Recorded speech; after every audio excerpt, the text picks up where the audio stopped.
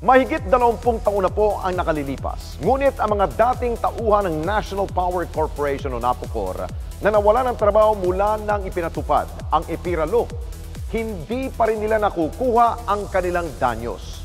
Ito ay sa kabila na rin po ng utos ng Korte Suprema na bayaran sila dahil sa iligal na pagkakatanggal sa kanilang trabaho. Ngunit ano nga ba ang dahilan ng napakatagal na pagkakaantala nito? Yan ang ating pong inimbestigahan. 20 taon. Ganito katagal nag-antay ang mga dating empleyado ng National Power Corporation o NAPOCOR.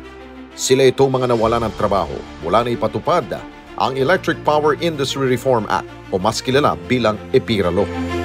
Sina Cleofe, Maxima at Jaime ay ilan lamang sa libu-libong mga empleyado na inalis sa trabaho mula nang gawing pribado ang NAPOCOR sa bisa ng EPIRA Law. At ngayon, muli silang lumutang para kalampagin ang pamunuan ng National Power Corporation at ang pamalaan upang mabayaran na sila sa danyos na kanilang inaasam mula nang manalo sila sa kaso sa Korte Suprema. Kasi pamula po nung nagkaroon kami ng illegal termination for the last 20 years, hindi po napa-implement yung desisyon ng Supreme Court upang kami ay mabayaran na. Nung nagkaroon ng enactment ang EPIRA Law or privatization ng National Power Corporation, nagkaroon po ng National Power Board resolution para maging legal ang terminasyon ng mga dating empleyado ng NAPOCOR. Pero ang amin pong Drivers and Mechanic Association nag-file po ng kaso bilang apela na ang termination namin ay illegal sa kadahilan ng may 7 miyembro ang NP Board. Ang naupo po noon na-approve yung Board Resolution 124 and 125. 3 lang ang legitimate members. Yung 4 na miyembro na bumoto ay mga legitimate kasi representative lang. And for that reason, nagbigay ng resolution ang Supreme Court na illegal yung NP Board 124 and 125. Upon the nullification, sinabi ng Supreme Court na dahil sa illegal ang pagkatermino ng mga empleyado, lahat kami ay dapat mabayaran at nabigyan kami ng award na full wages. Anya sa bawat taon na lumilipas na hindi sila nababayaran, ay tumataas din ang interes ng dapat na ibayad sa kanila. Dahil po sa hindi kami nabayaran, na-award na naman kami ng 12% accrued interest bilang karagdagan doon sa differential from 2008 to 2013. And from 2013 to date, meron pong karagdagan na 6%. Kaya dahil po sa hindi pagkakabayad sa amin, tumaas ang obligasyon ng gobyerno sa amin na dapat mabayaran. 2014, nagkaroon po ng Senate Resolution 997 at the amount of 62 billion. Ang naging dahilan noon kaya hindi kami nabayaran dahil sa magkakaroon na apekto sa operasyon ng ating enerhiya by which na magiging result baka magkaroon ng nationwide brownouts. Bakit kami ang kailangan mag-suffer sa pagkakapatupad ng EPIRA Law at bakit kami ang dapat na maparusahan dahil sa hindi pagpapatupad ng implementasyon at dahil sa lumaki ang pagkakautang ng gobyerno sa amin. Bakit kaming mga tinanggal na mga legitimate employees? Bakit kami ang kailangan magdusa? Karamihan sa mga empleyadong nawala ng trabaho ay nagsilbi na sa korporasyon ng maraming taon, tulad ni na Maxima at Jaime. 23 years. Right of way aid ang unang trabaho ko kasi that was the time when the Magat Dam was already constructed and also the transmission line from Ambuklao to Tuguegarao is ongoing. Kulang ang kuryente na for Metro Manila that time. So they have to construct the Magat Dam. Mga 20 years na ako sa service noon. HR analyst po ako noong panahon na yon. Mga 10,000 plus, sir, ang empleyadong apektado noong panahon na yon. Kasi maraming projects ang napokor noong panahon na yon. Apila pa nila, napakahalaga na mabayaran na sila ng gobyerno dahil masyado nang matagal ang kanilang inantay, lalo pat hindi na sila bumabata. Marami na pong nangamatay sa aming hanay. Marami na pong mga nagkakasakit. Hintayin pa ba ng gobyerno na mamatay kami lahat at hindi na namin mapakanabangan? Dapat maintindihan nila na halos lahat na kaming mga claimants ay senior citizens na dapat talagang kalingain ng gobyerno ang pisang pabalik-balik sa korte. Kasi pinagpipilitan nila na wala silang responsibilidad na bayaran kami doon sa hinahabol naming entitlement to pay us. Nakagalitan naman po ng Korte Suprema ang pisag. Hindi ninyo pwedeng hindi ipatupad dyan because of the enactment of PIRA law. Kayo ang may responsibilidad dyan dahil sa lahat ng asset ng napukor sa inyo napupunta to include the liabilities. Marami po sa amin ang hindi namin maintindihan because lumitaw ngayon yung mga term na rehired, unrehired, at saka yung differential.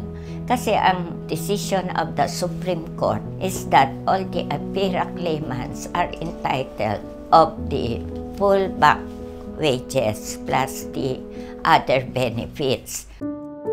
Ayon sa bagong abogado ng mga claimants na si Attorney Ruben Talampas Jr., mahalaga na may patupad na ang resolusyon na ipinag-utos ng Korte Suprema. Ang una pong rason kasi noon ay kinontest ng NPC at ng PISAM yung kanila pong napanalunan na desisyon ng Supreme Court noong 2006. So from 2006, nagkaroon po ng marami at series na apila at motion ang NPC. Kaya po umabot na hindi maipatupad ang desisyon na kung saan ito actually ay naging final and executory na noon pang October 2008.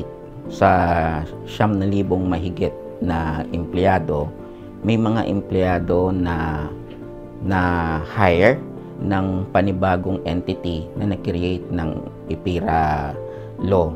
Ang IPIRA law kasi ay naglalayon na ma-reorganize ang NAPOCOR, ang transmission, ang distribution at supply ng kuryente. Nabuo ang Transco, nabuo ang PISAM, nabuo po ang panibagong entity na NAPOCOR, na kung saan may mga empleyado na na-hire ng mga bagong entity na ito. Meron naiwan na kulang 2,000 na hindi na-hire. Kaya nagkaroon po ng classification na sinasabi nilang rehired at saka unrehired. Ang sinasabi at posisyon ng NAPOCOR ay hindi na entitled na makatanggap ng anumang benepisyo yung mga na-rehire. At ang kanilang argumento dahil daw magkakaroon ng double compensation. Malinaw ang desisyon po ng Supreme Court noong 2017. Actually, ito ay resolusyon ng Supreme Court na kung saan ay nililinaw na entitled pa rin ang lahat ng mga empleyado na illegally terminated. Nagbigay din po ang Supreme Court ng komputasyon at sabi nila magmumula ito ang separation pay mula nang sila ay natanggal na, ay mula po ito nung natanggal sila. So approximately po pag kinumpute natin yan, nasa 54 to 57 months. Kaya hindi maaari na sabihin ng NAPOCOR na wala ng entitlement o anumang tatanggapin pa ang mga na-rehire na empleyado. At upang makuha na ang mga danyo sa mga claimants, kinakailangan naman itong maisama sa budget ng gobyerno. Ang pinakamaganda po sana ay naisama ito sa General Appropriations Act, na kung saan ang mga ahensya ng gobyerno ay humihingi ng pondo para sa kanilang mga obligasyon. Itong Special Appropriations Bill na to, kung meron pong mabuting congressman o senador na mag-sponsor ng bill, ay maglalayon para magkaroon ng special na budget o special na alokasyon para mabayaran na po ang mga claims ng former NPC employees. At upang hingi ng kanilang panig, makailang beses kaming tumawag at nag-email sa National Power Corporation. Ngunit ayon sa kanila, magbibigay umano sila ng official statement kaugnay sa nasabing reklamo. Pero bakit hanggang ngayon ay wala pa rin silang inilalabas sa opisyal na pahayag? Mag-aantay pa ba ulit ang mga biktima na 20 taon para sa kanilang sagot? Karapatan ng bawat empleyado na makuha ang nararapat na kompensasyon sa trabahong kanilang pinaghirapan. Tulad na lamang ng mga claimants ng NAPOCOR na 20 taon nang naghihintay na sila ay mabayaran. At ang tanong na marami, bakit ayaw nilang sundin ang utos ng Korte Suprema na bayaran ng mga claimants? Nasaan ang pera na dapat ay para sa kanila? Yan ang patuloy nating kakalampagin hanggat hindi nila nakukuha ang hustisya sa kanilang ipinaglalaban na karapatan. Mga kababayan, salamat po sa inyo pong pagsubaybay sa Responde Mata ng Mamamayan. Para mapanood pa ang iba pa naming pagresponde sa ating mga kababayan, i-click lamang ang subscribe button at i-follow lamang ang Net25 social media pages at Net25 TV.